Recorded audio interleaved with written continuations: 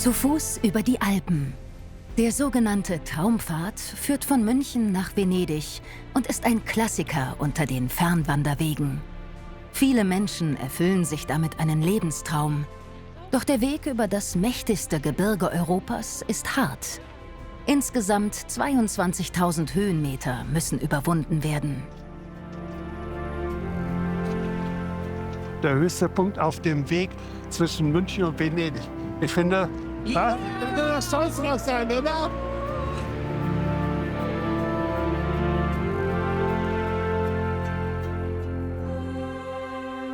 Du glaubst ja, die Alpen sind ja immer dasselbe, aber nein, sind sie nicht. Jedes Gebiet sieht anders aus und ist wunderschön.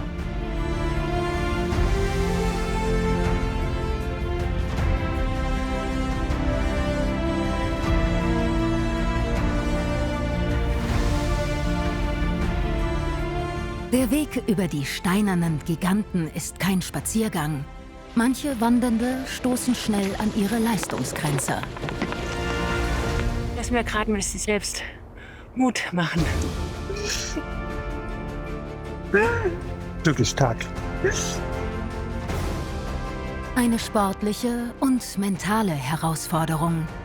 Wer durchhält, wird mit einzigartigen Momenten belohnt.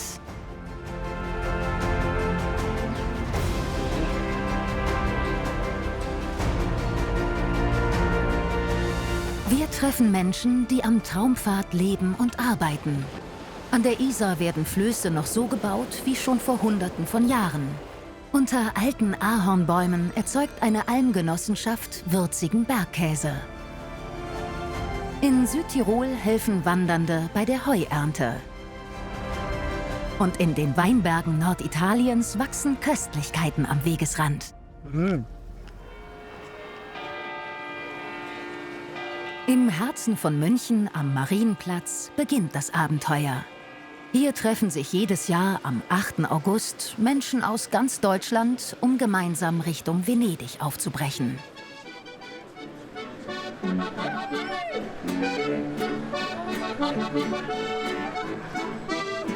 Den traditionellen Startpunkt organisieren Wandernde, die den Traumpfad bereits gegangen sind.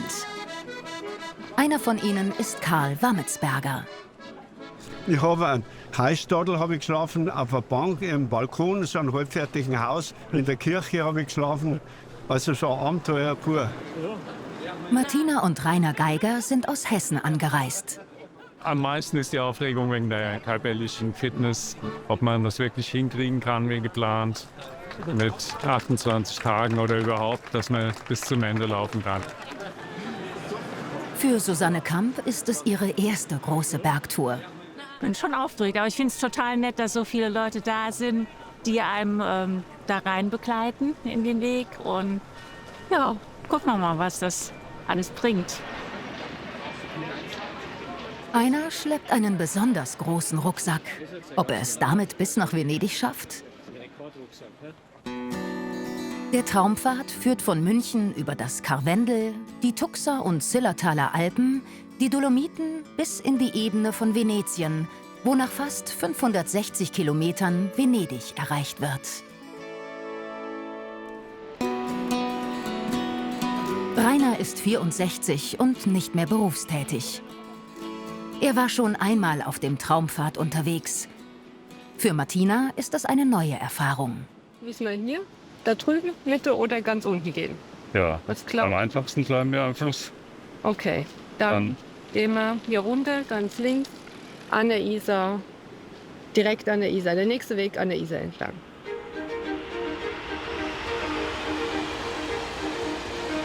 Die erste Tagesetappe ist 34 Kilometer lang und führt bis Wolfratshausen. Die besonders Sportlichen schaffen das in 8 Stunden.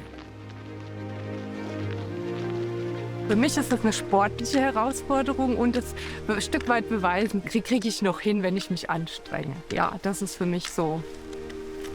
Ja, und es ist natürlich auf jeden Fall was ganz Besonderes, für so viele Wochen unterwegs zu sein und Zu zweit. alles andere auszublenden, mehr oder weniger. Genau. Mein Mann und ich zu zweit, 28 Tage unterwegs. Das ist sehr besonders. Rainer startet mit starken Schmerzen im Knie. eine Entzündung des Schleimbeutels.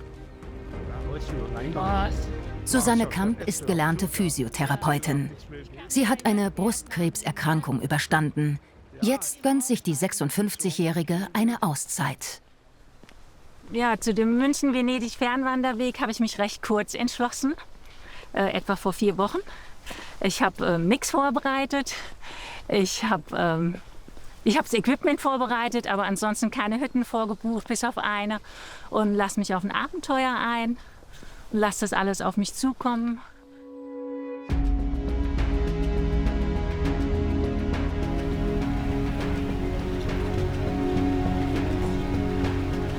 Marcel Butz und sein Sohn Florian wohnen in Berlin. Sie wollen am Traumpfad zelten und sich weitgehend selbst versorgen. Deshalb haben sie besonders viel Gepäck. 3 Liter Flüssigkeit dabei. Dann natürlich Essen für 3 Wochen. Und natürlich Video-Equipment ist auch noch dabei. Das sind auch noch mal 5 Kilo ungefähr. Mit Akkus, Ladegeräten.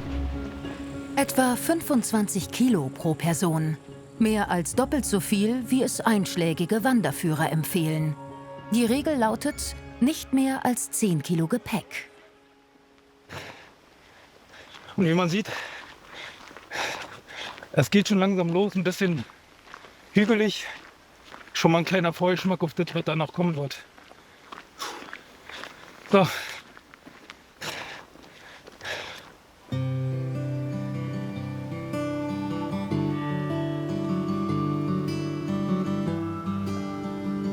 Katharina Schulte wird auf den ersten Etappen von ihrem Vater begleitet. Nach der Wanderung will die 23-jährige Medizinstudentin in Italien bleiben.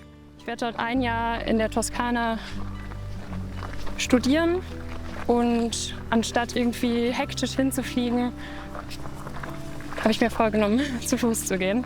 Ja, ich wäre auch gerne die ganze Strecke mitgekommen, aber ich bin noch nicht in dem Alter, wo man sich das beruflich leisten kann oder Ruhestand. Aber immerhin die ersten beiden Tage ist ja auch was.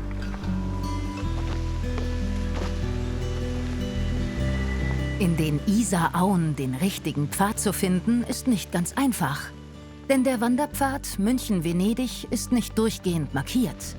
An einigen Stellen braucht man Orientierungssinn und gute Karten.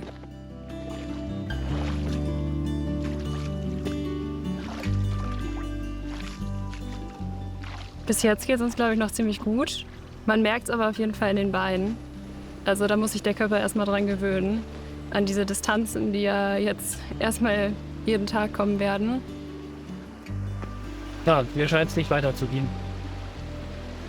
Wird irgendwie einsamer und hier ein bisschen rauer, ja schon fast mit Wild.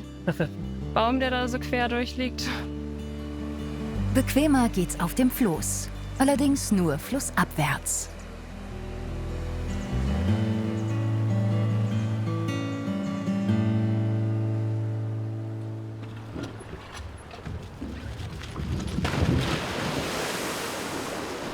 Fünf Uhr früh. In Wolfratshausen starten die Flöße. Ein uraltes Handwerk, denn die Fahrzeuge werden heute noch so gebaut wie schon vor Hunderten von Jahren.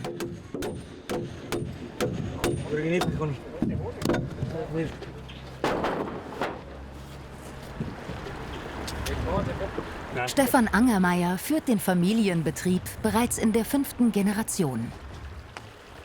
Geht alles Hand in Hand. Wenn wir dann quasi 5 Floße zusammenbauen, das machen wir in 2,5 Stunden. Da sitzt jetzt wirklich jeder Handgriff, jeder kennt den anderen in- und auswendig und dann jeder weiß, was er zum Tun hat.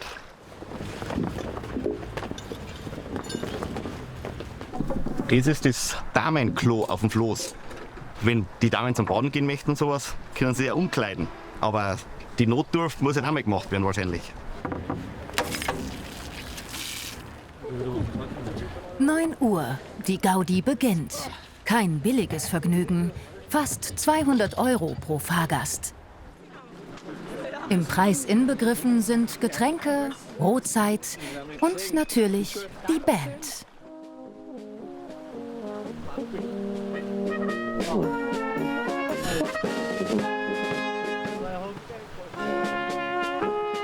Als der Urgroßvater von Stefan Angermayer Mitte des 19. Jahrhunderts den Flößereibetrieb gründete, fuhren jährlich mehr als 10.000 Flöße Richtung München. Die Baumstämme wurden dort als Bauholz verkauft und verarbeitet.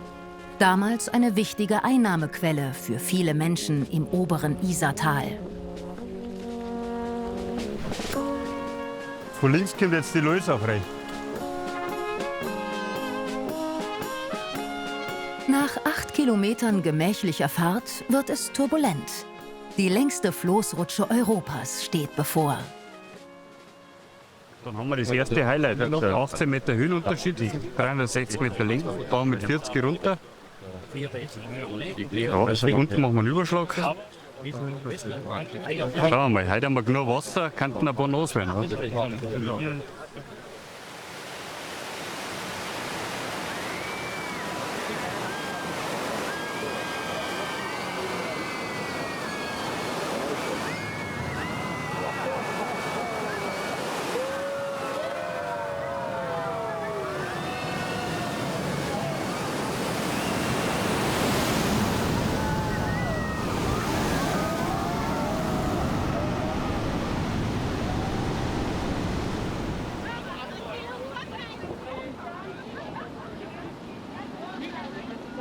Ja, die haben es gut.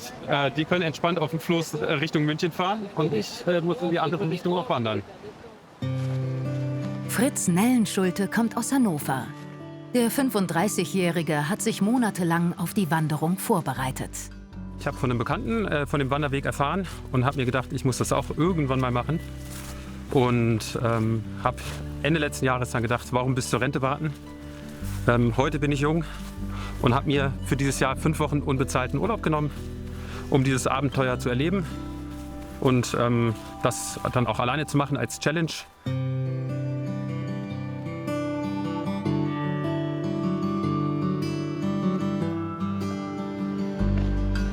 Die ersten Hügel auf dem Weg nach Venedig.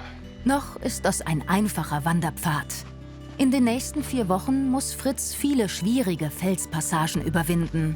An manchen Stellen ist Trittsicherheit und Schwindelfreiheit unbedingt erforderlich.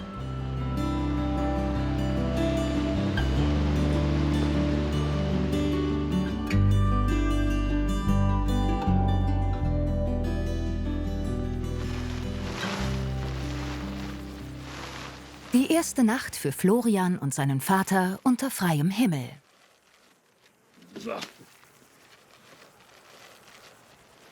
Nach 33 Kilometern haben wir hier uns da vorne kurz hingesetzt und dann einen netten Mann gefragt, ob er weiß, wo wir hier irgendwo in der Umgebung schlafen können. Und dann hat er einfach gesagt, ey, legt euch hier auf den Hof, auf die Wiese.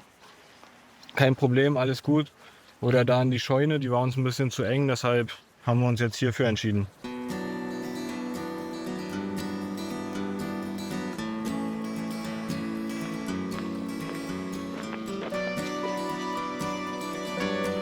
Erschwerte Bedingungen am nächsten Morgen. Mit wenig Gepäck eigentlich kein Problem. Für Florian allerdings schon.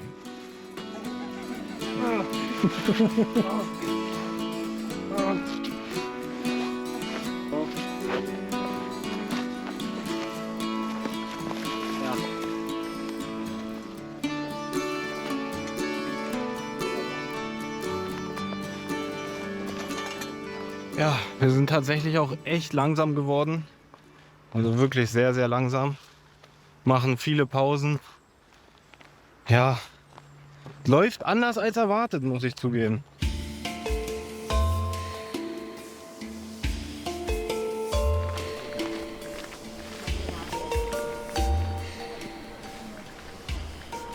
Ja, wir sind eine Gruppe von 6 Wanderern, 2 Familien. Und wir gehen zusammen München-Venedig. Matteo und ich wollen alles gehen. Ich finde es eigentlich toll, dass man so wirklich 4, 5 Wochen komplett rauskommt und dass ich viel Zeit mit ihm verbringen kann. Zeit, die man eigentlich im Alltag normalerweise nicht so wirklich hat oder nicht so viel hat. Und dieses intensive Erlebnis, da freue ich mich sehr drauf, muss ich sagen. Ja, die Sonne raus. Ja, jetzt. Mehr oder weniger. Matteo Roth ist 9 Jahre alt und ziemlich fit. Aber ich will ins Wasser. Du willst ins Wasser, ja? Wir gehen noch ins Wasser. Mit seinem Vater war er schon oft in den Bergen unterwegs. Haben wir es geschafft? Die beschauliche Kurstadt Bad Tölz lädt ein zum Bummel durch die prachtvolle Marktstraße. Echt schön.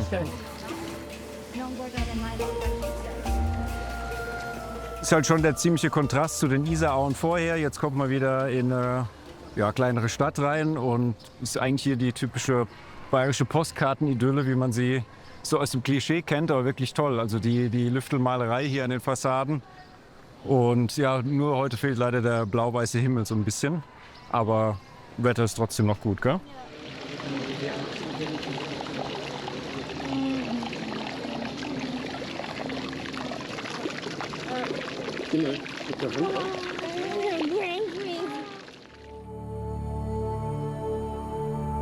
Der Traumpfad führt nun von Bad Tölz in die Voralpen, dann durch das Karwendelgebirge Richtung Innsbruck.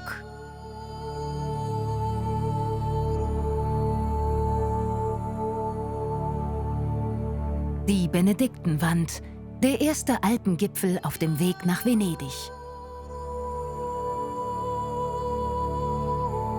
Der Panoramaweg am Grat entlang gilt als eine der schönsten Wanderungen im Isarwinkel.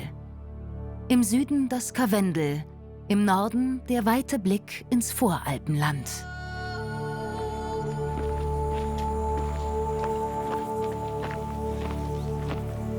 Mit seinem schweren Rucksack kann Florian die Aussicht kaum genießen. Etwa 80 Kilometer liegen hinter ihm und seinem Vater. Jetzt hat Florian starke Schmerzen im Knie. Sieht man schon. Wie ihr gerade gesehen habt, müssen wir jetzt die Tour abbrechen. Florian, sein Knie ist geschwollen, er kann nicht mehr bergab laufen. Wir sind jetzt kurz vor der Benediktenwand. Ja, sollte hinter mir zu sehen sein. Ja, wir werden uns jetzt erstmal wieder auf den Weg nach Arzbach machen und dann melden wir uns vielleicht nochmal. Endstation. Nächstes Jahr wollen die beiden es vielleicht nochmal versuchen. Dann aber mit leichterem Gepäck.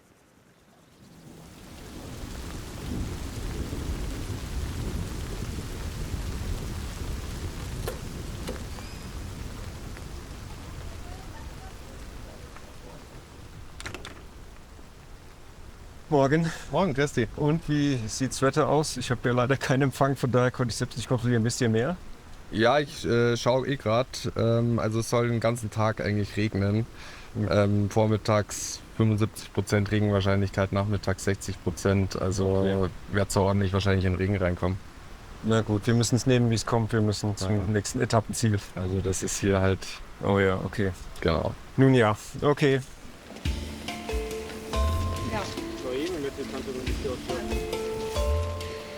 Die heutige Tour nach Vorderriss dauert mindestens 7 Stunden und ist bei Regen gefährlich. Es geht 710 Höhenmeter nach oben und anschließend mehr als 1200 Meter wieder bergab.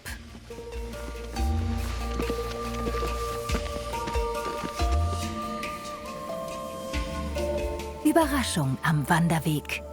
Eigentlich sind Steinböcke sehr scheu und leben in höheren Gebirgsregionen. Doch an der Benediktenwand wurden vor vielen Jahren Steinböcke angesiedelt. Heute sind es rund 100 Tiere. Der steile und glitschige Pfad macht Matteo keine Mühe. Meist ist er schneller als die Erwachsenen.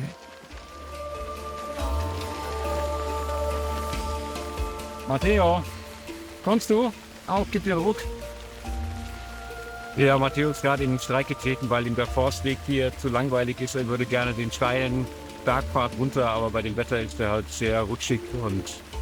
Aber aktuell will er nicht weiter, aber er wird schon kommen. Wird aber noch ein paar Minuten dauern.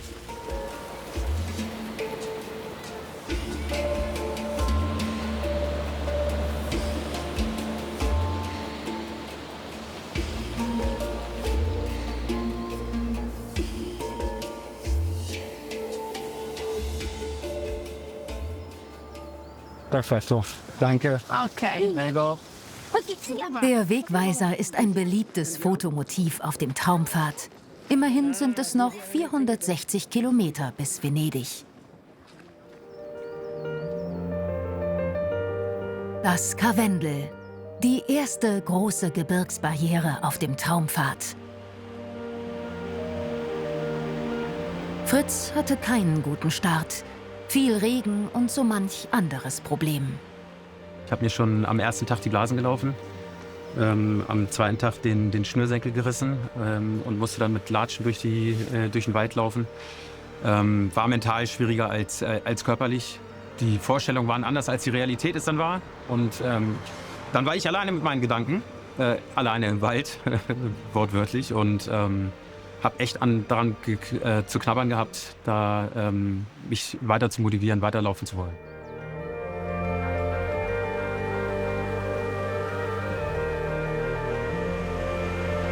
Fritz ist jetzt mit Natalie unterwegs, die ebenfalls Richtung Venedig wandert. 12 Kilometer Asphalt liegen vor ihnen und die erste Landesgrenze. Perfekt. Seit Fritz nicht mehr alleine wandert, hat sich seine Stimmung gebessert. Das hat definitiv Motivation gebracht, man konnte sich austauschen. Die Erfahrung der ersten Flachetappen bis an die Voralpen, dann mal zu sehen, wie es dem anderen erging, wie es mir erging. Und das hat schon Motivation gebracht. Und seit der Tutzinger Hütte sind wir jetzt ein paar mehr, die jetzt schon vorgelaufen sind. Das motiviert.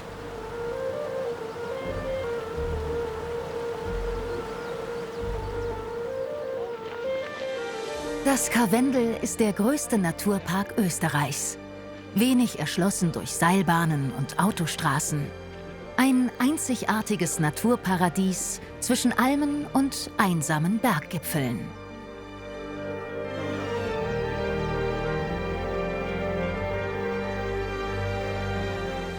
Ideal. Gib mir 6 Bier und dann weil ich dir hier einen ab, dann melke ich die Kuh noch. Möchte jemand ein Stück von meinem Käse haben? Ja. Nee, danke. Ja, danke. Ich hab mal du hattest. Dankeschön, ach so. Du auch? Der hier aus der Gegend, oder was? Ich habe ihn in Lengries gekauft, aber Cool. ich kann dir nicht sagen, was das für einer ist. Von einer glücklichen Kuh hoffentlich. Ich hoffe. Also ich hoffe, dass die Kühe genauso glücklich sind wie die hier auf der Weide hinter uns. Und? Ich nehme an. Ist gut. Kann was, ne? Ja. Mhm. Der große Ahornboden ist ein Naturdenkmal, das es sonst nirgendwo in den Alpen gibt. Hier stehen rund 2300 Ahornbäume. Manche sind 700 Jahre alt. Unter den knorrigen Bäumen grasen vermutlich glückliche Kühe. Hier finden sie wertvolle Futterflächen und besonders viele Kräuter. Mitten im Ahornboden liegt die größte Melkalm in Tirol. Sie gehört 10 Bauern aus dem Inntal, die hier bereits im 19. Jahrhundert eine Agrargemeinschaft gründeten. 4 Uhr früh. Für Johanna Pfurtscheller und Martin Höger beginnt die Arbeit. Der Bauer ist Mitglied der Agrargemeinschaft und stolz auf seinen Beruf. Ja, die meisten Leute, glaube ich, wissen das gar nicht, wenn sie da früher eine Milchtüte aufmachen, dass man da schon 3-4 Stunden davor im Stall war, dass sie überhaupt eine Milch haben. Die Arbeit ist einfach so naturverbunden und da ist man schon ein bisschen sein eigener Chef. Und in einem Büro arbeiten konnte ich mir persönlich zum Beispiel überhaupt nicht vorstellen. Aber das ist, also meine Arbeit ist auch sicher nicht für jeden gemacht und die Büroarbeit halt nicht für mich.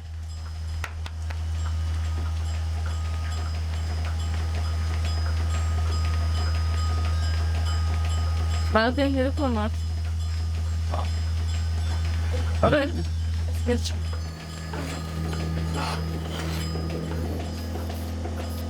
Ja, das meine ich gerne. Immerhin liefern die 24 Kühe von Martin und Johanna täglich etwa 600 Liter Milch.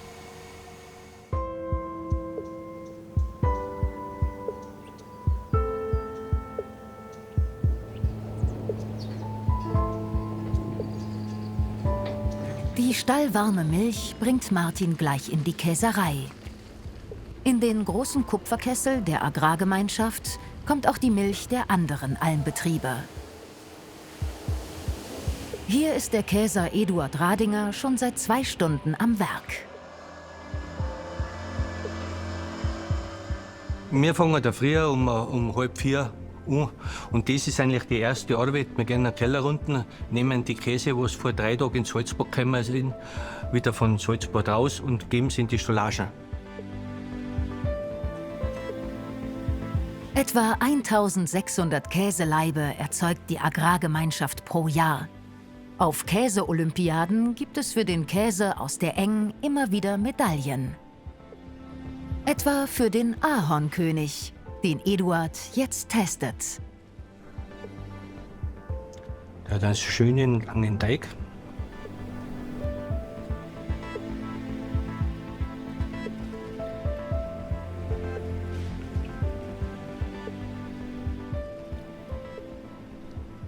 Ist gut im Geschmack. Und nehmen wir mal zum Verkauf.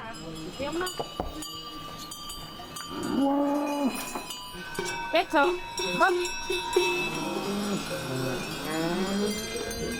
6:30 Uhr. Auch die anderen Almbetriebe lassen jetzt die Milchkühe aus dem Stall. Etwa 240 Tiere sind es insgesamt und sie kennen den Weg allein.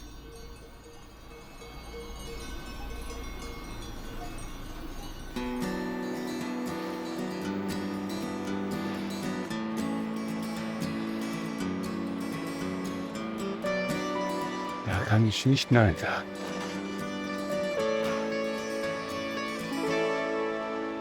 Dann gehe ich vielleicht noch. – 140 Kilometer sind Martina und Rainer Geiger bereits gewandert. Rainer ist in München mit Knieschmerzen gestartet. Wie geht es ihm jetzt?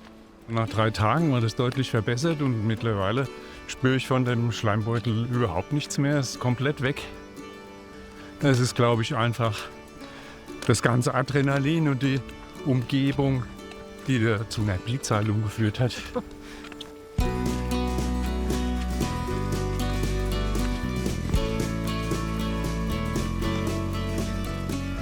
Fritz muss von der geplanten Route abweichen und aufgrund der schlechten Wetterverhältnisse eine Umgehung nutzen. Die lange und anstrengende Talwanderung zehrt an seinen Nerven.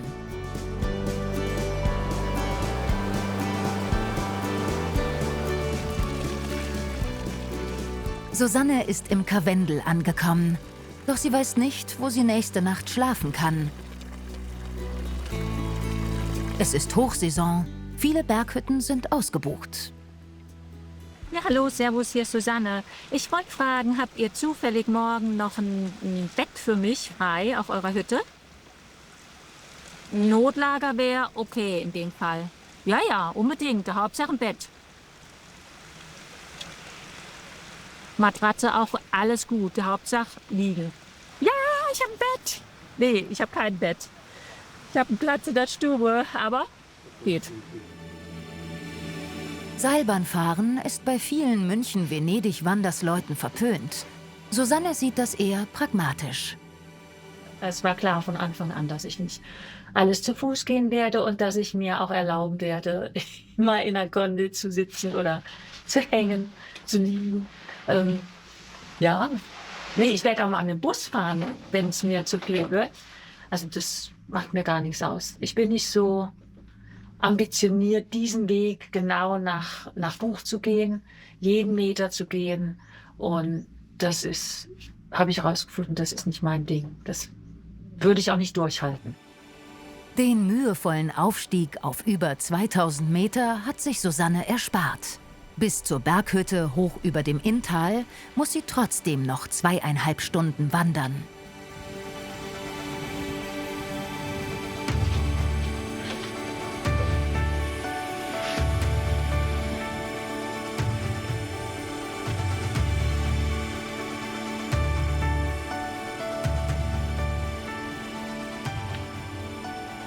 Seit ihrer Krebserkrankung lebt Susanne sehr gesundheitsbewusst.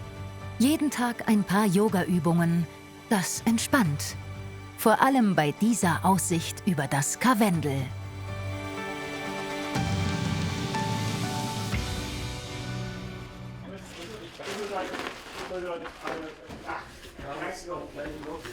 Ich bin total froh, dass ich einen Platz noch ergattert habe. Man war so freundlich und hat mir einen Notplatz zur Verfügung gestellt, was nicht die Rede ist, wirklich nur zur Not. Und ja, es ist jetzt auch schon Hüttenruhe und jetzt gingen hier gleich die Lichter aus. Und ich mache die Augendeckel zu und bin froh, dass ich hier schlafen kann.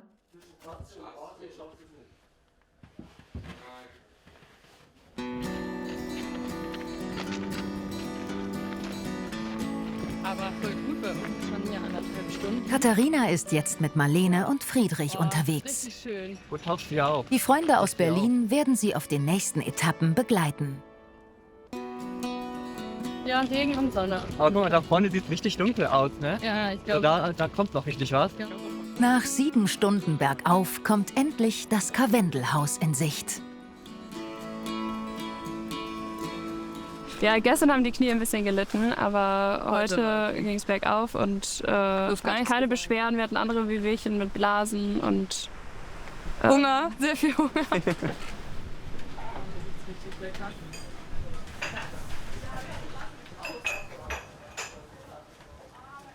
Hallo. Servus, grüß euch.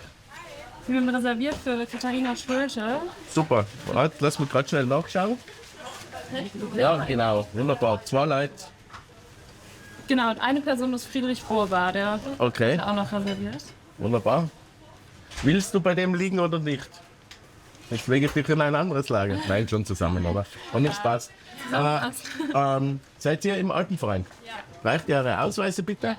1, 2, 3. Wunderbar. Dann kriege ich von jedem von euch 12 € bitte. Was ist Wettrennen? Hüttenwirt Andreas Rüch weiß, wie man Blasen behandelt. So die letzten 3 Tage habe ich mir die Fersen blutig gelaufen. Ich glaube, es bleibt nicht aus. Und natürlich die Hoffnung, dass die Blasen morgen nicht allzu schmerzhaft sind. Ja, jetzt habe ich viel zu große.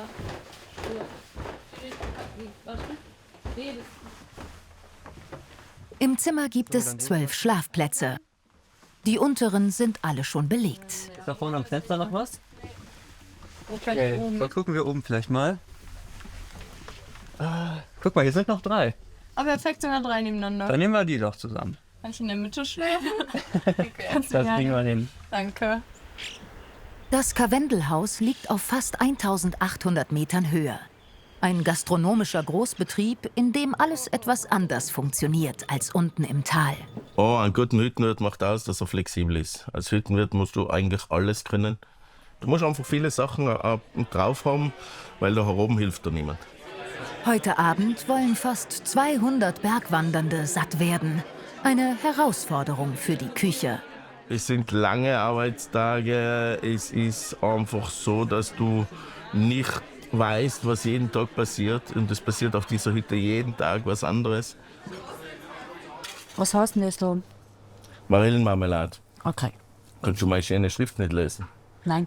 2 große Kübel. 2 Kübel, ja. Andreas betreibt die Hütte gemeinsam mit seiner Frau Brigitte, mittlerweile in der 4. Generation. Schokolade brauchen wir. Da, Alpenmilch und Haselnuss. Wer Hotelkomfort erwartet, der ist in Berghütten am falschen Ort. In dem Lager unterm Dach gibt es 47 Schlafplätze. Ich wünschte mir, es würde oft einmal mehr Verständnis geben für Sachen, die auf einer Hütte produziert und gemacht werden. Das fängt bei Duschen an. Wir haben nicht die Möglichkeit, alle Gäste duschen zu lassen. Die Duschmarken bei uns sind beschränkt. Wasser, Energie, Kläranlage ist alles mit immensem Aufwand verbunden. Und da fehlt mir oft einmal so ein bisschen das Verständnis, dass da oben die Uhren anders ticken. Wie fast überall in Tirol ist der Schweinebraten ein wichtiger Bestandteil der regionalen Küche. Da kommen Leute oft vom Schlauchkar runter, weil sie gerade vom Hallanger Haus kommen. Und dann sagt er, ich bin froh, dass er Schweinsbraten macht, weil ich habe schon gemeint, ich halluziniere, weil das zieht übers Haus direkt ins Schlauch rein und der riecht oben den Schweinsbraten und denkt sich nur Schweinsbraten, Schweinsbraten, Schweinsbraten. Und dann ist er richtig froh, wenn er runter sieht, es gibt wirklich einen. Dass es nicht der Anstrengung geschuldet ist. Aber auch Vegetarier werden hier satt. Rote Beete-Knödel und Spinatknödel sind der Renner beim Abendessen.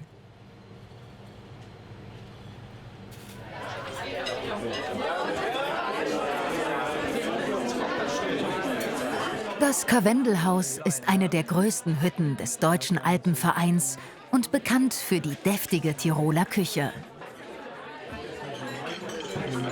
Die sind sehr lecker. Und auch sehr sättigend. Ja. Kurz für alle, ich würde Wetterbericht und Toureninfo machen. Morgen Mittwoch. Seid ihr gespannt? Ja. Wunderbar. Morgen Mittwoch. Föhniger Südwind kommt auf. Damit wird es wärmer und zeitweise scheint die Sonne. Am längsten am Nachmittag in Nordtirol. Nur wenig Sonne in Osttirol. So ein Glück, dass wir in Nordtirol sind. Also, die Tour zum Hallanger Haus dauert 8 bis 10 Stunden. Es sind 15 Kilometer, 1400 Höhenmeter rauf und 1400 Höhenmeter runter über den Tag zusammengezählt. Trittsicherheit, Schwindelfreiheit und eine gute Kondition sind unbedingt erforderlich. Aber ich glaube, dass morgen ein guter Tag wäre zum oben drüber gehen.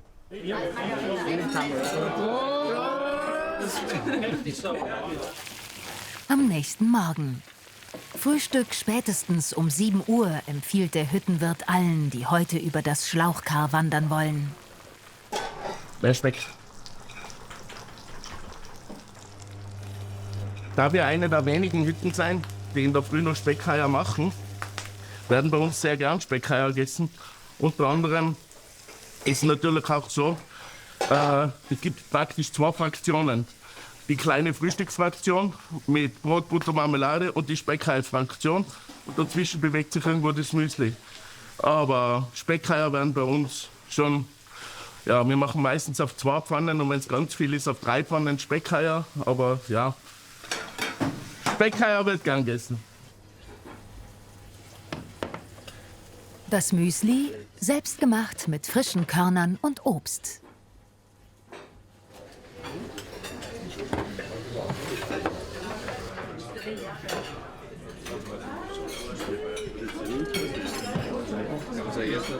Danke.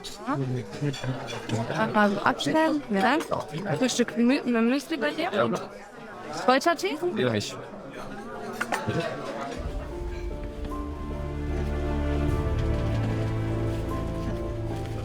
Katharina, Marlene und Friedrich erwartet heute eine sportliche Herausforderung.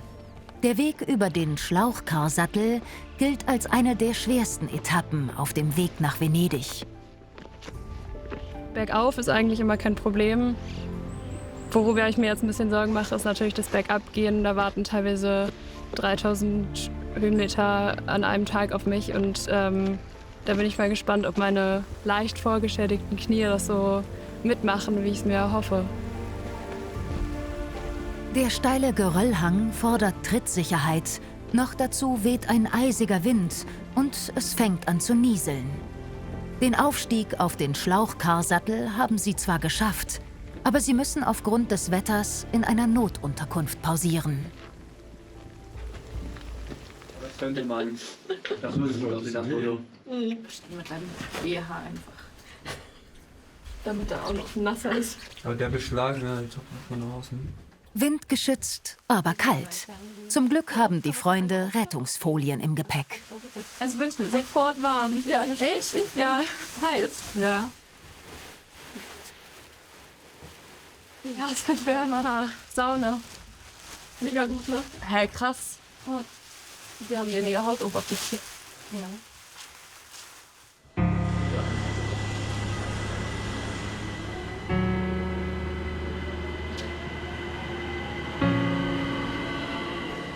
Fritz gibt überraschend auf. Er fährt zurück nach Hannover. Ja, ich konnte die letzten Nächte nicht mehr pennen. Ich habe wach gelegen im Bett, die Gedanken haben gekreiselt und bin immer erst so 3, 4 Uhr nachts eingeschlafen, um dann nach 2, 3 Stunden aufzuwachen. Ich glaube, wenn man den Traumfahrt macht, muss man damit rechnen, dass Probleme auftauchen. 30 Tage wandern, aus dem Rucksack leben, ist einfach ein großes Abenteuer, wo dann eben auch Sachen passieren, die man vorher nicht erwartet. Also ich habe auch eher erwartet, dass ich körperlich eher an meine Grenze komme. und das eher so ein Knackpunkt wird auf der Wanderung. Aber dass es jetzt quasi der mentale Kick war, der mich jetzt zum Aufgeben bewogen hat, das hätte ich jetzt auch nicht erwartet.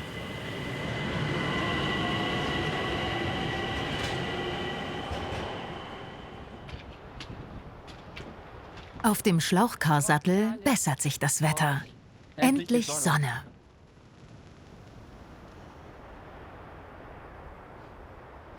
Boah, wäre schon schön da oben. Der sieht richtig stark aus, der Gipfel. Ja, es wäre ein schöner Gang, jetzt nochmal bei dem Sonnenlicht hochzugehen. Wir haben uns gerade beim Sturm dagegen entschieden und jetzt bleiben wir dabei. Ja, und da, außerdem pustet der Wind da oben ganz schön. Einige hat das nicht abgeschreckt. Sie sind bis zur Birkauspitze gestiegen, dem höchsten Berg im Karwendel, und genießen auf 2749 Metern die atemberaubende Sicht.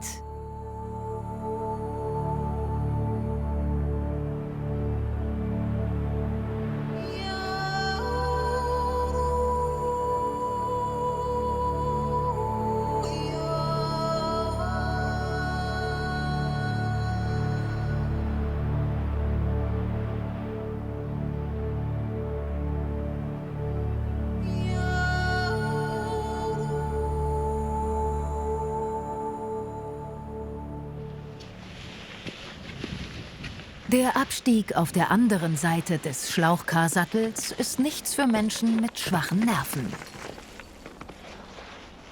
Sehr gut. Muss ich eigentlich nochmal den Körper anschauen. Wäre halt echt schön gewesen. Am Fuße der Felswand wird der Weg deutlich einfacher. Wenn man das von hier sieht, haben wir richtig was geschafft. Einiges an Höhenweg. Aber wenn man nicht denkt, dass man da jetzt einfach rüberkommt, ne? Wenn man das so sieht. Nee, überhaupt nicht. Ey, richtig gut. Bin runtergekommen.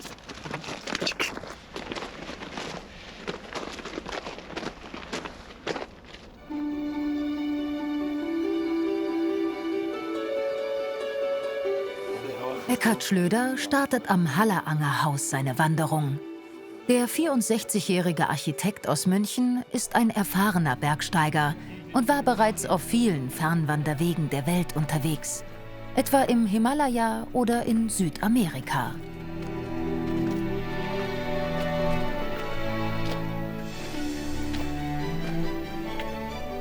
Das Langzeitwandern, das hat für mich einen ganz besonderen Reiz. Es ist, wenn man das mal mit so einem Wochenendtrip vergleicht, ein ganz anderes Einlassen auf so ein Abenteuer. Am Wochenende weiß ich, Montag geht es wieder weiter. Die Langzeitwanderung, die wird zu meiner neuen Daseinsform. Mit jedem Tag entferne ich mich mehr und mehr von meinem Alltag, von meinen knickerigen, kleinen, letztlich unbedeutenden Sorgen. Man schaltet ab, man kommt auf ganz neue Ideen, man lernt sich aber auch selber kennen. Und das finde ich, das ist das Interessante. Man entdeckt sich praktisch selber, was im normalen Alltag eigentlich nicht möglich ist.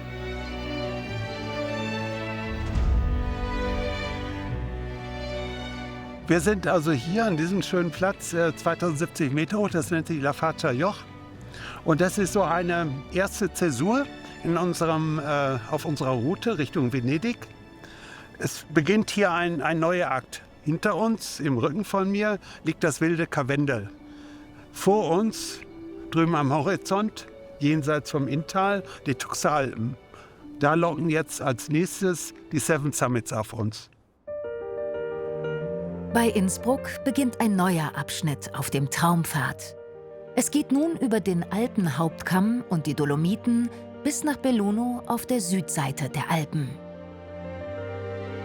An der Glungetzer Hütte beginnt der Aufstieg zu den sogenannten Seven Tuxer Summits, 7 Gipfel auf einer Bergetappe. Die will Susanne heute überqueren. Eine schwere und anstrengende Bergtour, die aber grandiose Aussichten verspricht.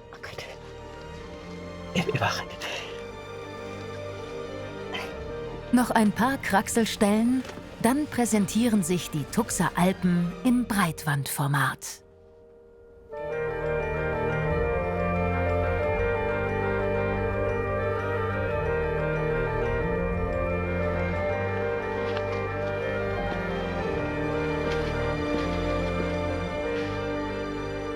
ist überwältigend, weil ich sitze hier in einem Panorama 360 Grad, wirklich 360 Grad, nur Berge, und zwar hohe Berge, mit Schnee bedeckt.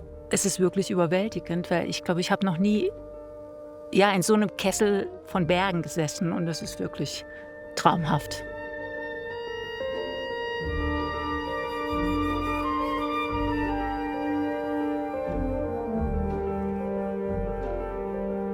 In der Ferne leuchtet bereits der Hintertuxer Gletscher. Doch bis dahin muss Susanne noch 2 Tage wandern.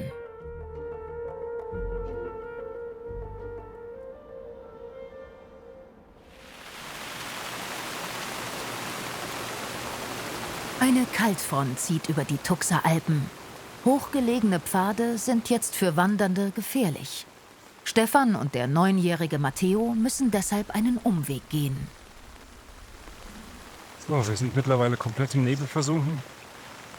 Der Weg ist der reinste Bachlauf und wir kämpfen uns jetzt zum Torjoch hoch.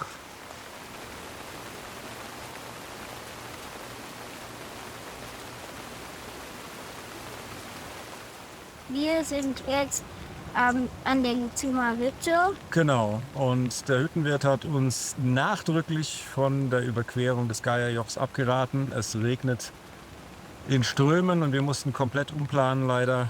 Wir gehen jetzt über das Torjoch nach Lanersbach und nehmen von da aus den Bus zum Schlägeisspeicher und bleiben auf der Dominikushütte. Anders geht's nicht, aber heute regnet es den ganzen Tag eigentlich durchgehend, 2 bis 3 Millimeter pro Stunde. Morgen kommt die Schneefallgrenze bis auf 2000 Meter runter laut Vorhersage. Von daher ist an die Überquerung der Friesenbergscharte leider nicht zu denken. Die Lietzumer Hütte 3 Tage später. Heute ist der erste richtige Sonnentag seit 10 Tagen. Wir freuen uns also richtig, dass wir heute in der Sonne laufen können. Ja, ansonsten, meine Blasen sind immer schlimmer geworden. Jetzt durch den Pausentag wieder ein bisschen abgeheilt. Es sind eigentlich keine Blasen mehr, sondern die Haut ist so richtig weg. Und ich habe das jetzt halt mit Tape und Pflaster und allem Möglichen abgeklebt und mal schauen, wie es heute Abend aussieht, wenn wir am Tuxerjochhaus ankommen.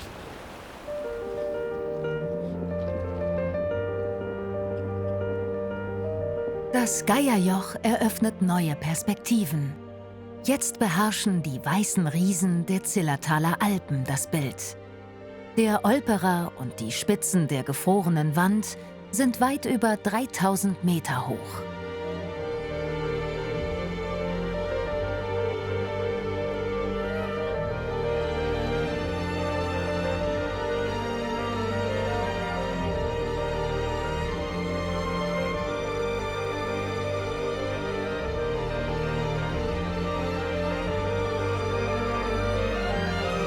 Am Hintertuxer Gletscher führt der Weg über die Friesenbergscharte, eine weitere schwierige Stelle auf dem Weg nach Venedig.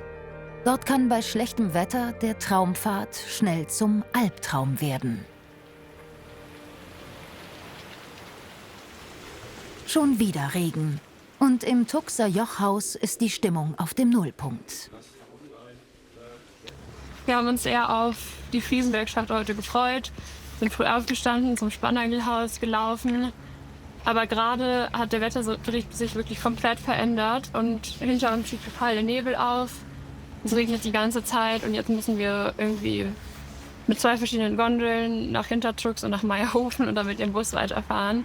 Und ja, dementsprechend schlecht ist die Laune, aber ja, irgendwie haben wir echt Pech mit dem Wetter im Moment.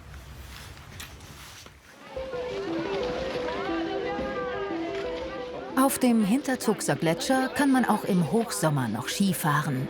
Das dritthöchste Skigebiet Österreichs ist mit Seilbahnen bestens erschlossen. Knapp 40.000 Personen können hier pro Stunde befördert werden.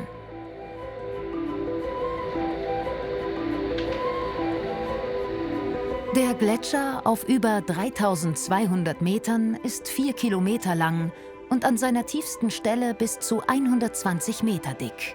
Noch jedenfalls. Herbert Grassel beobachtet den Gletscher seit vielen Jahren. Er ist Naturparkführer und zeigt, wie sich der Gletscher in den letzten Jahren verändert hat. Wenn man da drüben am Hohen Riffler den Gletscher anschaut, der ging herunter bis ungefähr auf unsere Höhe. Wenn man da drüben genau schaut, sieht man eben auch so kleine Moränen links und rechts und wie so ein kleines Becken, wo diese größeren Felsen liegen. Und vor 35 Jahren ist der Gletscher bis auf diese Höhe heruntergegangen. Dieses ganze Becken, das man da oben sieht, bis halb in die Felswand hinauf, eigentlich alles mit Eis überdeckt.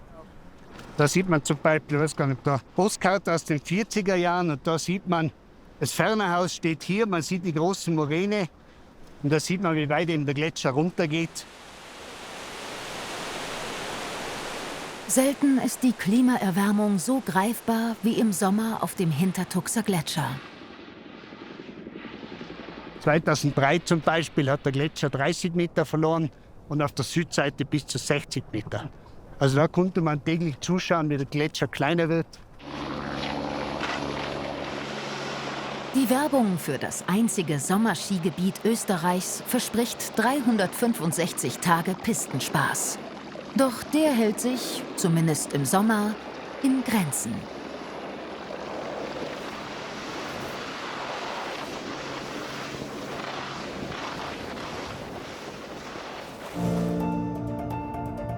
Am Rand des Gletschers die Friesenbergscharte. 2904 Meter, fast so hoch wie die Zugspitze. Der berüchtigte Abstieg auf der Südseite ist zwar mit Stahlseilen gesichert, erfordert aber immer noch Mut. Wer die Scharte überwunden hat, wird mit einem einzigartigen Panorama belohnt. Unten der Schlägeisstausee und oben gibt es einen berühmten Foto-Hotspot.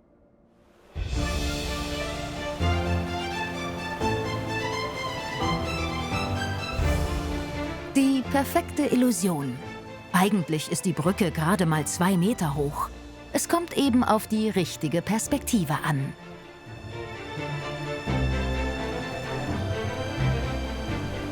Knapp 2 Minuten fürs Shooting, spätestens dann drängen die nächsten. Tausende solcher Fotos sind bereits in den sozialen Medien zu sehen. Ist halt wegen Social Media, das ist halt dadurch so entstanden mit der Zeit. Ja, klar, dadurch wird das natürlich bekannt und dadurch entsteht auch sowas. Ne? Aber wir können uns nicht davon freisprechen. Wir haben die Chance jetzt auch genutzt, wenn wir schon mal hier oben sind, dass wir dann auch ein Bild machen.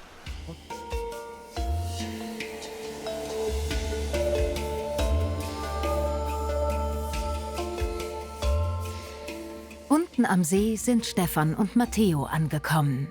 Wir haben eigentlich ganz gutes Wetter, nur es ist noch ein bisschen kalt, 8 Grad. Hinter uns ist der schöne Gletscher. Und der Schlägeisstausee da hinten. Ja. Gestern war gar nichts zu sehen, es war nur Milchsuppe. Nee. Heute Morgen ist es dann aufgerissen und ja, heute wollen wir zur Olperer Hütte hoch. 10 Tage sind die beiden jetzt schon unterwegs und Matteo wirkt noch immer erstaunlich fit.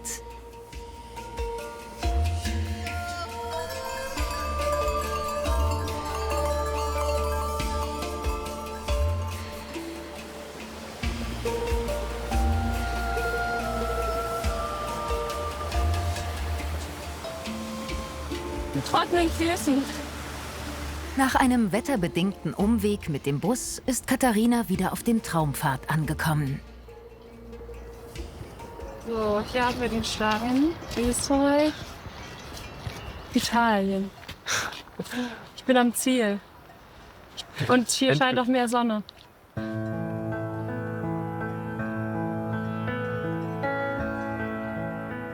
Endlich in Italien, in Südtirol. Vom Pfitscher Joch bis nach Venedig sind noch 350 Kilometer zu wandern.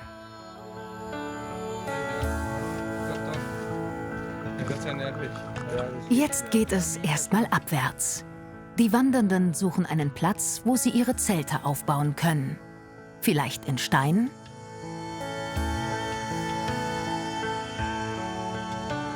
Der Weiler am Ende des Pfitscher Tals ist einer der nördlichsten Orte in Italien.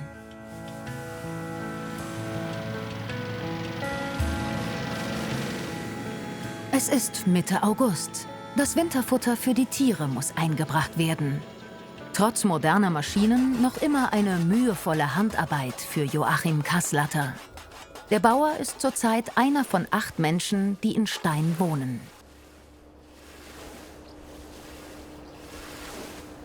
Auf der frisch gemähten Wiese darf die Wandergruppe zelten. Endlich einmal legal. Denn im Gebirge ist das eigentlich nicht erlaubt. Im Gepäck haben sie einen stummen Begleiter. Hier haben wir den Stein. Damit spielen wir immer Schnick, Schnack, Schnuck, jeden Morgen, Markus und ich. Der gewinnt, der hat die Ehre, den Stein zu tragen. Das machen wir seit den ersten, nicht direkt seit München, nicht aber den ersten danach. Tag, aber zweiter oder dritter Tag. Genau, und wir wollen das halt bis nach Venedig mitbringen, das ist der Peter. Und Peter hat schon echt viel erlebt. Und ja, wir glauben einfach, dass der auch noch bis nach Venedig kommt, oder? Ja, auf jeden Fall.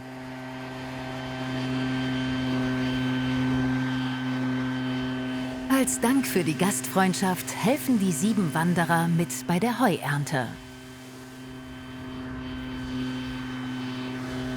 Normal schlafen wir manchmal in Zelten oder in Hütten oder so oder laden uns manchmal Leute ein, aber hier, jetzt kam der Bauer und hat uns angeboten, dass wir auf der Wiese, auf seiner Wiese schlafen dürfen. Und dann haben wir dann gesagt, ja, wir haben Zeit, wir können einfach helfen.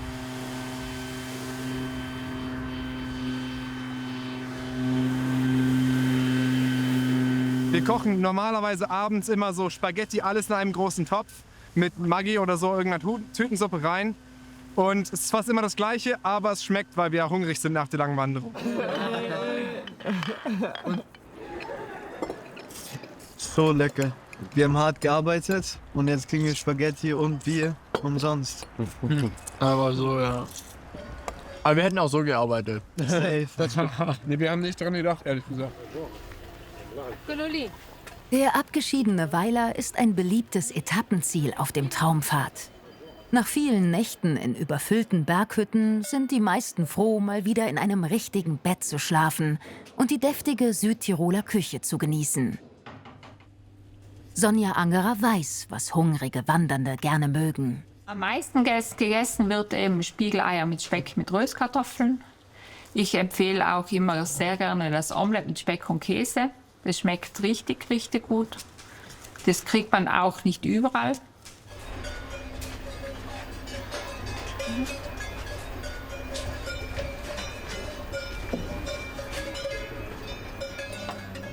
Martina und Rainer Geiger übernachten im Gasthof Stein und genießen das vielgerühmte Südtiroler Omelett. Schmeckt sehr nett. Wirklich gut. Perfekt. Sehr Mir gut. auch. Mir auch. Wirklich gut. Nach so einem langen Tag ist genau das Richtige. Genau.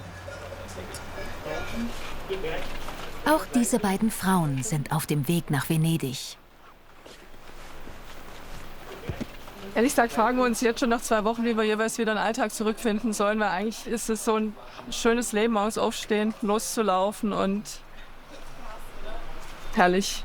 Es hat einfach einen ganz anderen Erlebniswert als ein Standardurlaub, den man in irgendeiner Weise woanders verbringt, weil man sich einfach in die Situation hineinfügen muss, ob man das jetzt will oder nicht.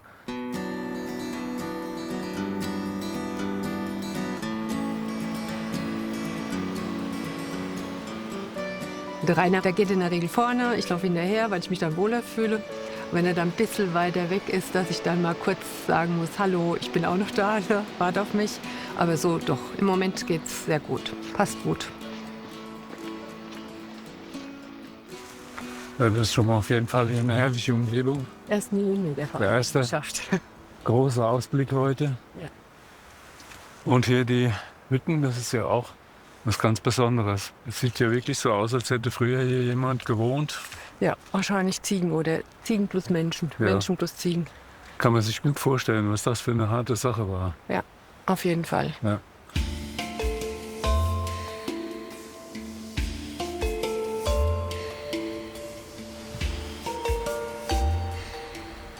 Wunderschön. Was könnte es sein? Wohlgras. Kennst du das? Na, Wohlgras, glaube ich, ist es keins. Man steht da, man hört das Wasser rauschen. Ansonsten ist es extrem still. eine unglaubliche Stille, die man ja so in der Form auch nicht kennt. Und man fühlt sich sehr klein, ja. Und vielleicht rückt man sich dann auch ein bisschen wieder mal zurecht. Und vielleicht kann man das auch mit in den Alltag nehmen.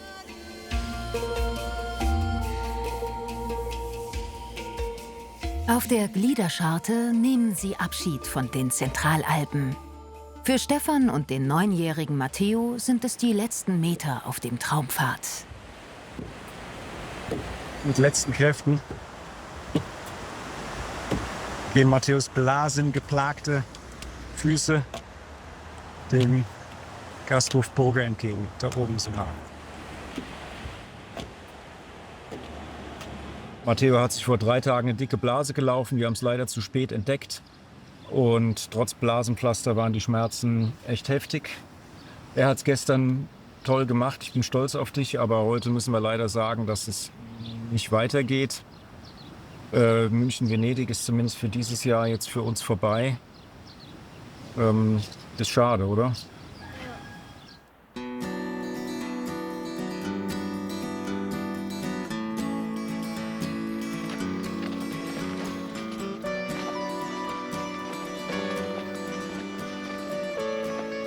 Susanne ist in den Dolomiten angekommen. Auf der letzten Etappe war sie mit Michael und seinem Sohn Lukas unterwegs. Doch nun muss sie alleine weiter wandern. Die beiden beenden am Peitlerkofel ihre Tour und fahren nach Hause. Was mir schwer und heikel erscheint, das umfahre ich dann auch schon mal mit dem Bus oder auch mal mit der Bahn. Und dadurch treffe ich halt immer wieder andere Menschen. Das heißt, die Leute sind ja irgendwie alle in einem Guss hier unterwegs und treffen sich immer die gleichen Menschen, mehr oder weniger. Und dadurch, dass ich auch mal eine Etappe vorspringe oder auch mal zurückbleibe, treffe ich auch immer wieder neue Menschen. Das ist spannend. Was ein bisschen schwierig ist, ist, dass man den Anschluss an die Gruppe dann durch immer wieder verliert und eigentlich immer neue Kontakte knüpfen muss. Ab dem Peitlerkofel führt der Traumpfad nun 9 Tage lang durch die faszinierende Welt der Dolomiten bis nach Belluno. Alexander Krüger ist vor 14 Tagen in München gestartet. Für ihn ist die Wanderung eine Art Pilgerreise. Ich bin in der Vergangenheit 2000 Kilometer auf Jakobswegen in Spanien unterwegs gewesen und ich brauchte eine andere Herausforderung, weil ich dachte, die Alpen ist was anderes als Jakobsweg und das ist auch so. Es ist für mich hier eine Challenge. Es ist eine sportliche Motivation, hier zu laufen. Während in Spanien, wenn ich einen Jakobsweg gehe, ich mich eher spirituell bewege und tiefgründige Gespräche führe, die ich hier bisher nur einmal führen konnte, weil jeder Mensch hier auch anders unterwegs ist, von der Geschwindigkeit her, von der körperlichen Voraussetzung. Alexander war 20 Jahre lang Berufssoldat und auch einige Jahre in Afghanistan stationiert.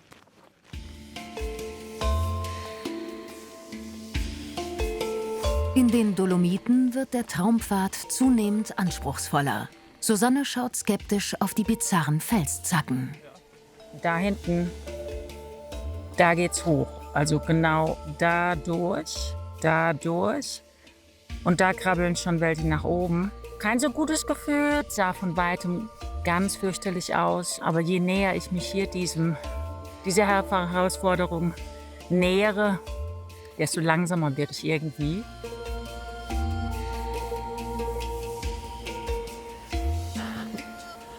Also, ist so, wie es von weitem aussah. Kein Spaziergang und guck mal, hier geht's richtig runter und das über Geröll. Müssen wir gerade ein bisschen selbst Mut machen. Auch Eckhard ist mittlerweile in den Dolomiten angekommen. Wegen der Farben des Dolomitgesteins wird die Gebirgsgruppe oft auch Bleiche Berge genannt. An der Roa-Scharte ist das gut zu erkennen. Also ich finde schon, dass man Bergerfahrung braucht, gerade für so eine lange alpine Wanderung. Da gibt es einfach Schlüsselstellen, die können einem Bauchschmerzen machen. Wenn man sowas noch nie vorher getestet hat, dann beschäftigt man sich die ganze Zeit damit, schaffe ich diese Schlüsselstellen, wie wird das? Wenn ich aber Bergerfahrung habe, dann kann ich mich auf das ganze Erlebnis Langzeitwandern ganz anders einlassen, kann mich auf die Landschaft einlassen, auf die Leute und nicht auf mein flaues Gefühl im Magen, je näher diese Schlüsselstellen kommen. Da weiß ich gar nicht, schaffe ich die? Ist eventuell da die Tour schon für mich zu Ende? Es ist ein ganz anderer Genuss, mit einer gewissen Sicherheit diesen Weg zu machen. Mit letzter Kraft kommt auch Susanne oben an. Geschafft! Der Blick auf das Massiv der Puez-Gruppe entschädigt für die Mutprobe.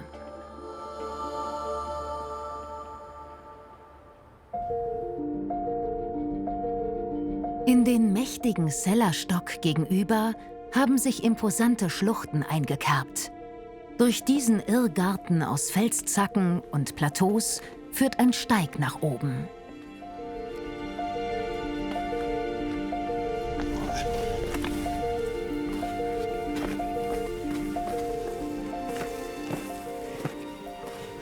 Wie ein Treppenhaus.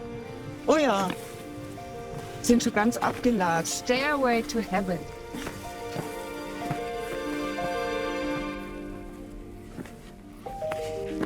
Eckhard ist jetzt mit Ursula und Pio unterwegs. 2 Schwestern, die ebenfalls Richtung Venedig wandern.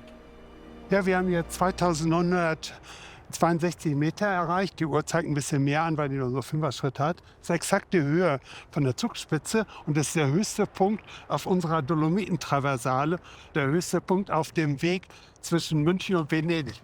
Ich finde, das soll was sein, oder? Dann geht's weiter und dahinter liegt schon der Lido von Venedig. Ja! Es sind nicht nur die landschaftlichen Zusammenhänge, die man erlebt, sondern auch die Begegnung mit den Leuten. Und zwar mit Leuten, die einem so punktuell begegnen, da wo man gerade vorbeikommt, aber eben auch Leute, die mit dir gestartet sind. Mal gehen die eine Zeit lang mit dir zusammen, dann trifft man die Tage später wieder. Die haben sich ein bisschen verändert, wie man sich selber auch verändert hat. Pures Glück. Einfach nur Glück und genießen. Auch Katharina ist mittlerweile auf dem Sellerplateau angekommen. Da hinten ist der Fitzboe, da bin ich eigentlich heute noch drauf. Und dann wäre ich noch mal deutlich über 3000 Meter. Aber schon sehr schön hier oben. Eine Szenerie wie auf dem Mond. Der grandiose landschaftliche Höhepunkt ihrer Wanderung von München nach Venedig.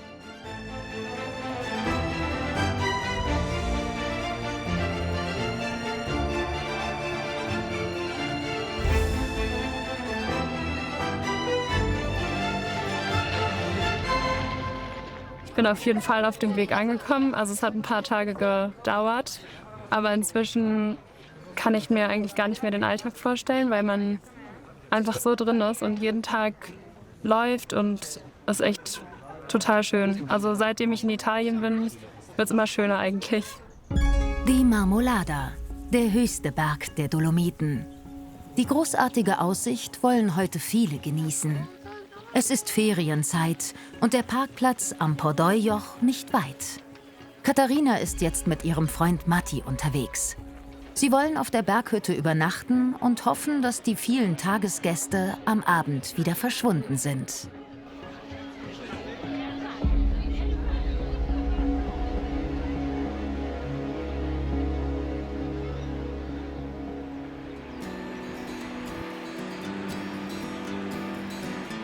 Susanne hat das Sellermassiv mit dem Bus umfahren und ist bereits in den südlichen Dolomiten. Hier trifft sie Alexander wieder. Mit ihm war sie schon vor einigen Tagen unterwegs. Das ist meine erste Gondelfahrt, hier nach x 1000 Kilometern, die ich beim Wandern irgendwie mal mache. Ja, spannend. Ich bin schon Gondel erfahren.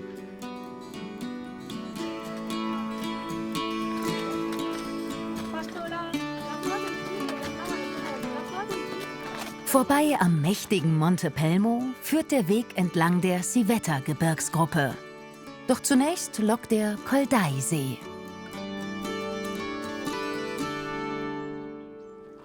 sagst, wenn du springst. Hey, hops.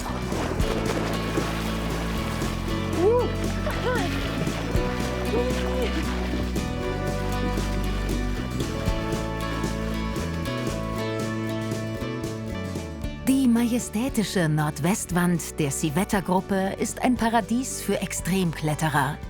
1000 Meter hoch und mehr als 4 Kilometer lang. Der Wanderpfad führt entlang der Wand und bietet eindrucksvolle Blicke ins Tal. Ja. Von oben noch schön halten.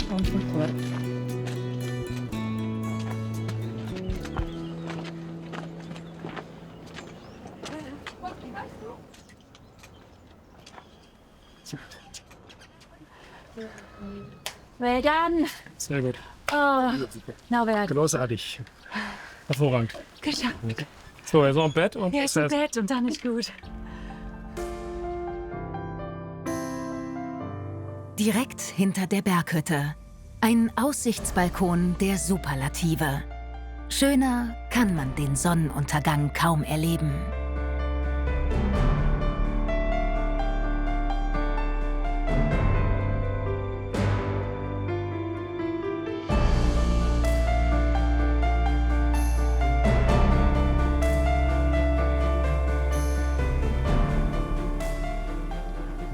Cheers. Cheers auf einen gigantischen Abend. Abend. Es ist natürlich schon was Besonderes, an dieser Wand zu sitzen. Ja? Also ich fühle mich überwältigt. Ich finde das super toll. Das ist Tag 21 für mich, seitdem ich in München losgelaufen bin. Ich fühle mich super happy. Es ist jetzt so 2/3 sind rum und mir geht's, ich kriege Gänsehaut. Also mir geht's super toll.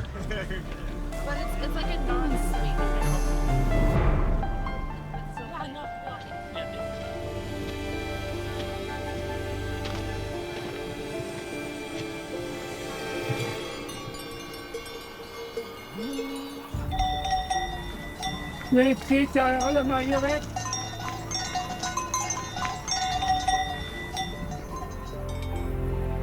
Eckhard ist jetzt mit Angela unterwegs. Sie ist vor 20 Tagen in München gestartet und auch sie will bis nach Venedig laufen. Doch Angela hat starke Schmerzen im Fuß, kommt kaum hinterher.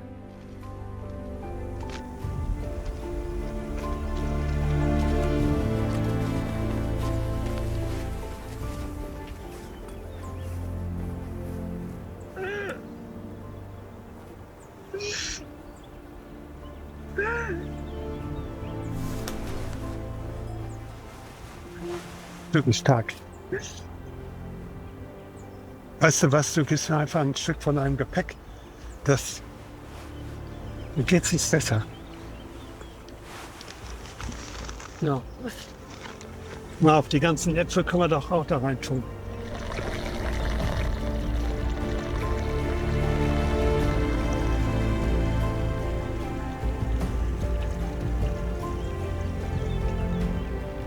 Bin ich an der richtigen Stelle? Ja, genau da ist es gerade echt extrem.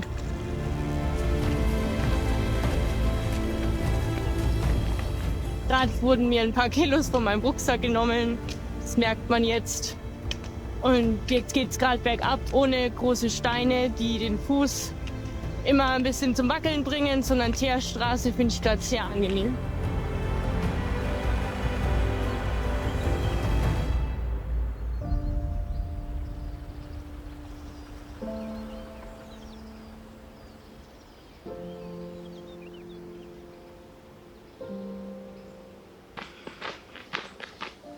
Alice Marcolin wohnt in Venetien. Wann immer es das Wetter erlaubt, ist sie in den Bergen ihrer Heimat unterwegs, klettert oft schwierige Routen. Im Moment bin ich der einzige Mensch auf dem Pfad. Ich habe noch niemanden getroffen. Eine sehr einsame Tour. Die einzige Gesellschaft sind momentan Schmetterlinge und Murmeltiere. Vielleicht haben wir Glück und können sie sehen.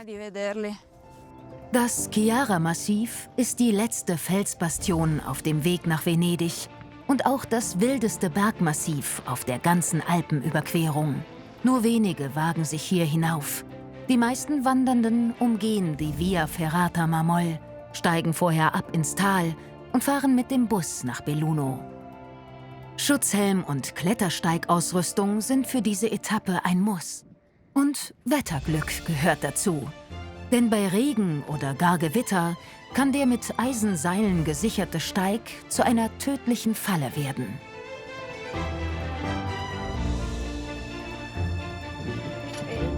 Diese einsam gelegene Hütte ist eine Notunterkunft.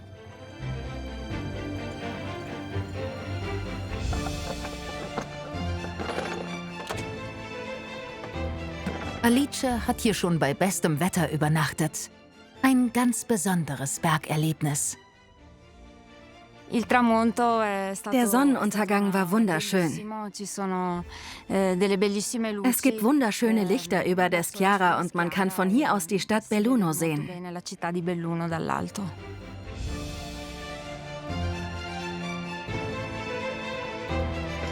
600 Meter geht es nun steil nach unten, immer am Stahlseil entlang. Dabei sind die beiden Karabiner Alices Lebensversicherung. Geschafft! Nach 3 anstrengenden Stunden in den Schluchten der Schiara. Hallo, wo kommst du denn her?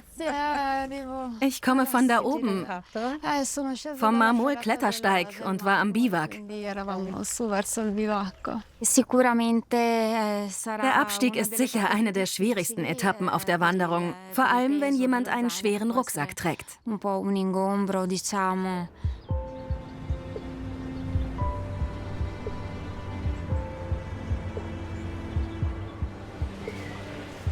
Belluno heißt, frei übersetzt, die strahlende Stadt.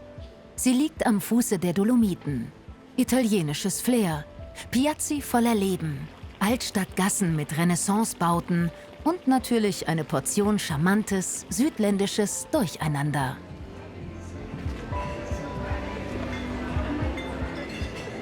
Hier in Belluno gefällt es mir richtig gut. In Italien bin ich ja schon länger. Seit 10 Tagen oder so. Aber spätestens hier in der Stadt hat man wirklich das Gefühl, angekommen zu sein in Italien. Alle sitzen auf den Plätzen und trinken was und die Arkaden. Also ich werde ja jetzt 1 Jahr hier bleiben und ist auf jeden Fall ein guter Start. Also kann ich mich dran gewöhnen.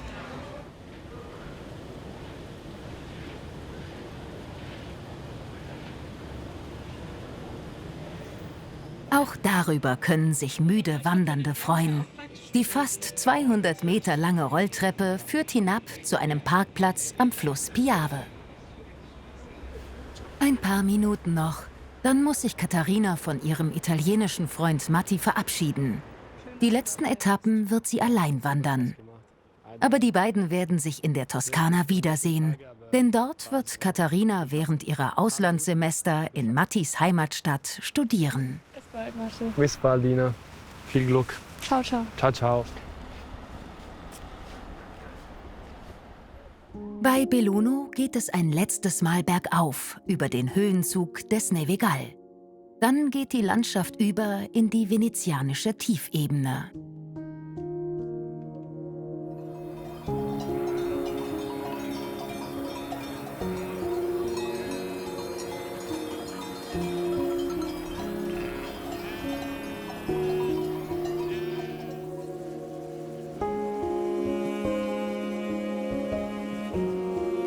Die letzte Wanderetappe für Eckhard. Er muss Abschied nehmen von Angela, mit der er in den letzten Tagen unterwegs war. Und er muss Abschied nehmen von den Bergen, denn sein Jahresurlaub geht zu Ende. Er fährt zurück nach München. Jetzt bin ich mit euch durch die gesamten Dolomiten gelaufen.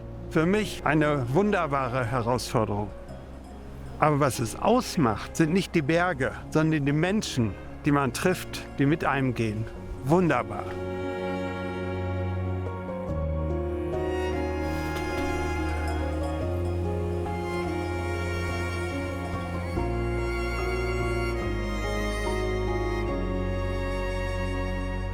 Nach 6 anstrengenden Stunden erreicht auch Katharina den 1764 Meter hohen Col Visentin, der letzte Berggipfel auf dem Weg nach Venedig. Also es ist mir nicht leicht gefallen, Abschied zu nehmen von den Bergen. Heute war der letzte Anstieg und so sehr man manchmal die steilen Anstiege verflucht hat, muss ich ehrlich sagen, ist meine Motivation jetzt fürs Flachland noch nicht so groß. Also ich würde lieber noch weiter in den Bergen unterwegs sein. Aber es ist jetzt halt einfach ein neuer Abschnitt. Da muss ich mich noch drauf einstellen.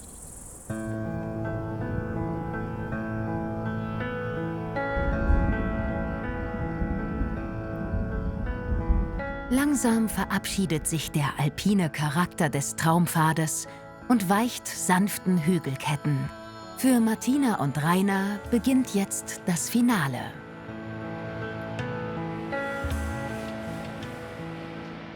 Ich persönlich bin jetzt auch froh, dass ich die Bergetappen hinter mir habe, dass es jetzt flacher wird und dass jetzt so eine gewisse Zivilisation auch wiederkommt. Weil so schön wie es war, so schön ist es auch wieder, ja, schönes Hotelzimmer, schönes Bad mal zu haben. Ne? Und auch wieder normalen Alltag, natürlich, ja.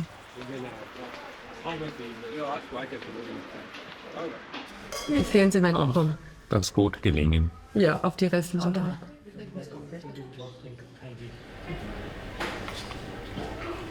Martina und Rainer wohnen in einem Gasthaus, das viele auf ihrer Wanderung nach Venedig besuchen.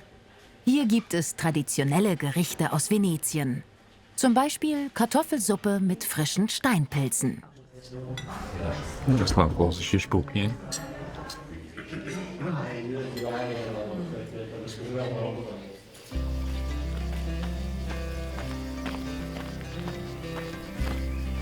In den Weinbergen von Venetien kommt man schneller voran als in den Alpen. Eine Landschaft ganz nach dem Geschmack von Susanne.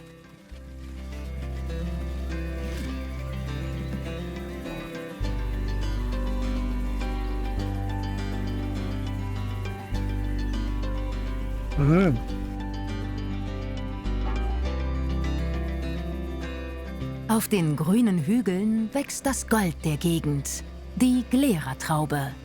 Daraus wird der berühmte Prosecco hergestellt. Hier überquert der Traumpfad die Strada del Prosecco. Sie führt durch das klassische Anbaugebiet.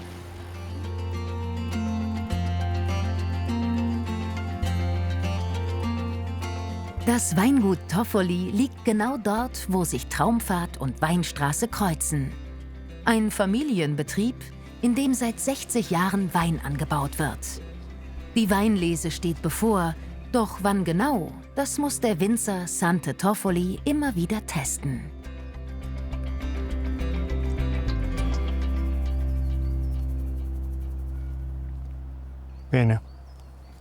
Sehr gut. Wir stehen kurz vor der Ernte. Aber der Zucker ist noch nicht auf seinem Maximum. Für uns ist es sehr wichtig, das richtige Gleichgewicht zwischen Säure und Zucker zu finden. Aber wir sind bald soweit. Ich glaube, dass wir in ein paar Tagen mit der Ernte beginnen können.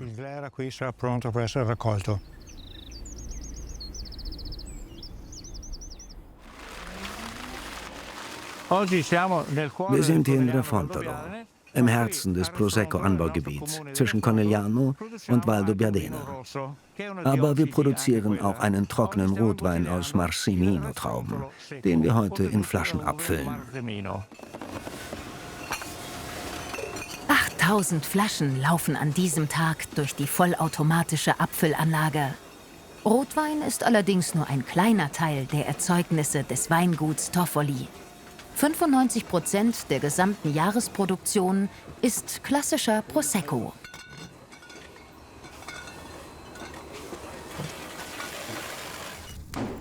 In der Kantine köchelt schon seit einer Stunde die Pastasoße.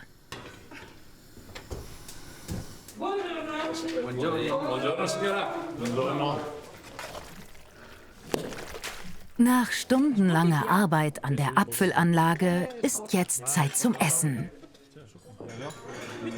Pasta mit richtig viel Parmesan. Dabei darf natürlich der Wein aus eigenem Anbau nicht fehlen.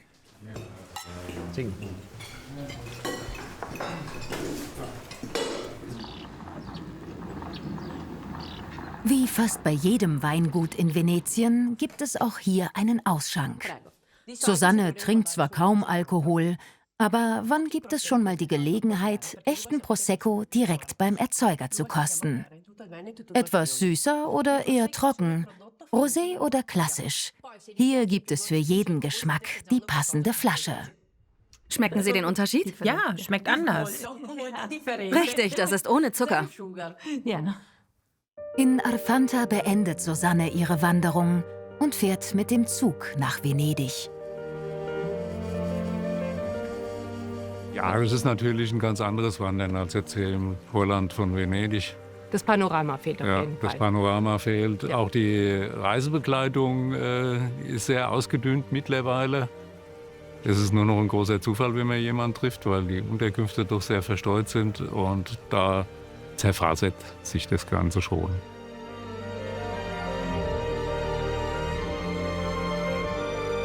Drei Tage später erreichen Rainer und Martina die Lagune von Venedig. 520 Kilometer liegen hinter ihnen.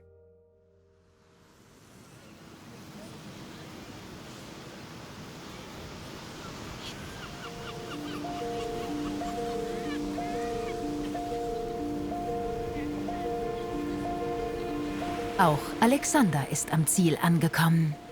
Es ist auch ein bisschen skurril, hier auch anzukommen, plötzlich im Massentourismus, wenn du die ganzen Tage alleine warst oder nur in kleinen Gesellschaften unterwegs waren und nur Leute, im Prinzip mehrere Leute gesehen hast, wenn du auf einer Hütte warst.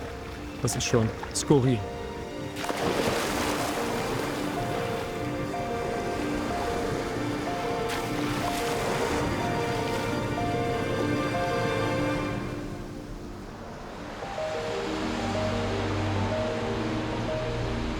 Also es ist so eine Mischung aus Traurigkeit, dass es vorbei ist, aber auch einfach Freude, dass ich jetzt ankomme, meine Mutter wieder sehe.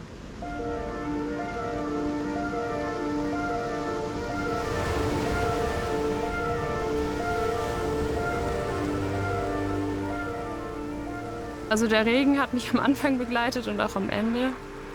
Und gerade finde ich es angenehm, weil es nicht so eine Hitze ist. Und ja, es ist eigentlich eher erfrischend. Also im Gebirge hat mich der Regen eher gestört als hier.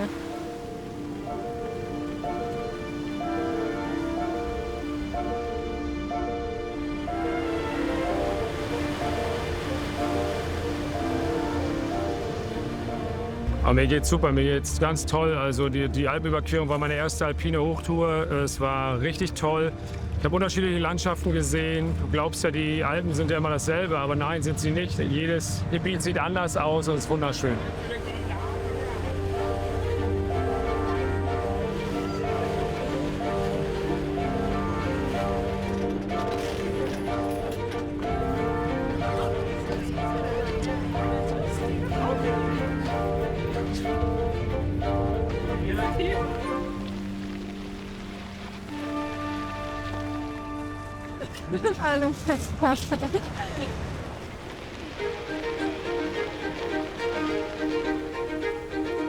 Irgendwie fällt jetzt auch viel Druck ab so, weil ich schon irgendwie gerne ankommen wollte, aber das war ja so ungewiss, ob man es schafft. Also da war ich mir gar nicht sicher am Anfang. Martina und Rainer sind endlich am Markusplatz angekommen.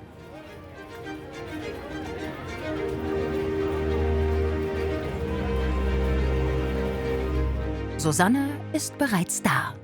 Ich habe mein Ziel erreicht und ich bin überglücklich. Es war eine Herausforderung, es war eine große Anstrengung. Nicht immer alles zu Fuß, aber immerhin geschafft. Und jetzt freue ich mich auf Venedig zu erkunden und eine gute Zeit hier zu haben. Im Canale Grande findet der Stein, den die Wanderer von der Isar bis nach Venedig geschleppt haben, einen Platz. Hey, du hast die Ehre, den jetzt runterzuschmeißen. Nice. Ja, ich gucke auch, dass da kein Boot kommt. Das ist alles sicher. Weg mit dem. Und dann weg damit.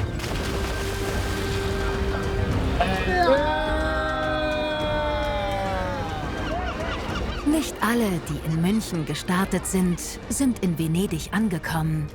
Doch alle gemeinsam haben sie eine Erfahrung gemacht. Der Weg ist das Ziel.